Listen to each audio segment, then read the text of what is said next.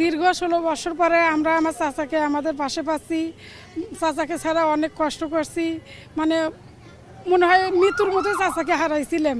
অনেকদিন পরে আমরা চাচাকে পাশে পাচ্ছি, এটাই আমাদের অনেক মানে আনন্দ লাগতেছে।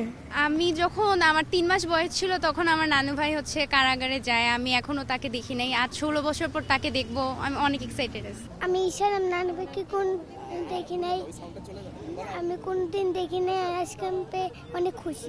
আমার 22 থেকে 16 বছর পরে আমরা ফেরত পাচ্ছি এবং এই জন্য আল্লাহর দরবারে লাখো লাখো কোটি কোটি শুকরিয়া।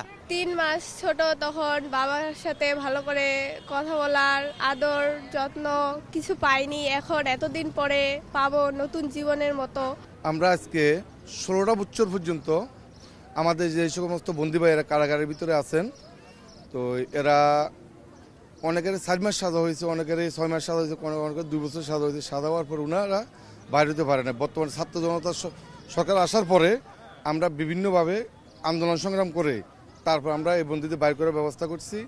আর আমরা বর্তমানে 3টে দাবিতে আছি: আমাদের নিরপরাধ সকল জেলবন্দী ভাইদের মুক্তি এবং বিশেষ আদালতের মাধ্যমে ফিলখানার ভিতরে বাইরে যাদেরকে চাকরিচ্যুত করা হয়েছে ওই বিশেষ আদালত বাদ দিয়ে সকলকে চাকরিতে পূর্ণ বহাল